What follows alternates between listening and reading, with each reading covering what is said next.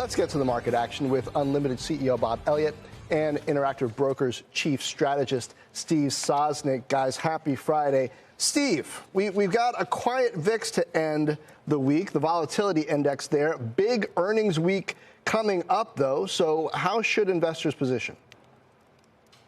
Well, hi, John. Thanks for having me. I think this is a time to always remember that buy low, sell high doesn't only work in stocks; it works in other products, and sometimes it works.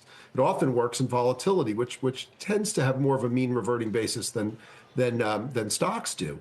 And so, when you see going into a week that promises to have a huge array of earnings, just think of Wednesday itself, which has an FOMC meeting, Tesla, Meta, and Microsoft, basically, I think are the ones coming out that afternoon. And yet you see VIX with a 14 handle and the VIX 9D, which is the 9-day version of the VIX with like a 12 handle. That's telling us that investors are not pricing in very much volatility for the coming week or for the coming 30 days. And to be fair, I think that's a little bit much because I do think that there's certainly any number of things. There's always any number of things that can cause volatility. But this one, we have a lot of what I would call known unknowns coming down the pipe in a very short period of time.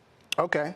Bob, so keeping it on big picture strategy here, here's what BlackRock CEO Larry Fink said about bonds and inflation from Davos earlier. Take a listen.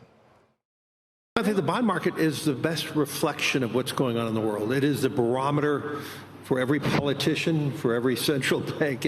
It really informs us every day where the mood of the global economy. And that I believe the bond market is indicating that inflation may be higher than we think. Sounds familiar. Well, what's the bond market whispering in your ear?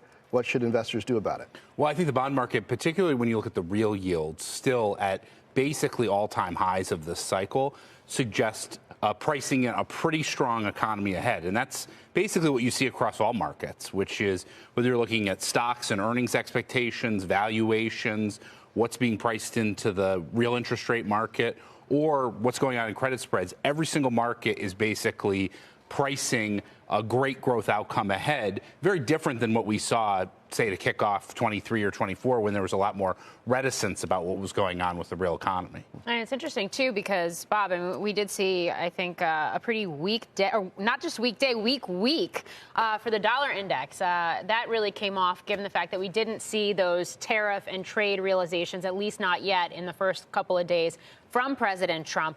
But we were talking about this yesterday, and I want to put it in front of you, since I know you closely follow institutional flows and what the hedge funds are up to and their positioning as well. And that is the fact that you have a week where stocks are ending higher. We've seen a reversal, and stocks are now higher to start the year. And yet we haven't seen those institutional inflows yet in this rebound either. What does it take for that to happen? Well, I think a lot of those institutional investors are recognizing the uncertainty that sits in the market, and that given, in particular, the policy uncertainty, we thought we might get some clarity to kick off the week, and yet we end the week with some rhetoric at some press conferences, but nothing real about what tariff policy is going to look like ahead.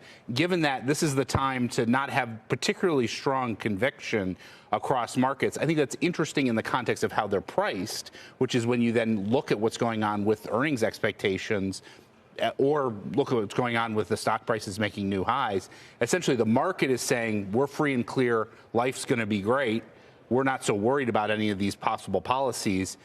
The institutional investors are saying maybe not so fast, we should be a little more cautious given how much uncertainty there is. Steve, I want to get your thoughts on this because we've been having a lot of debates about valuation here as well. You just talked about uncertainty as we go into next week, whether it's earnings, whether it's the Fed, some of the other big, more macro possible catalysts for this market, too. We might not see the institutional inflows, but we are seeing retail investors participate in this market. You can even argue there's some frothy parts to this market right now, too.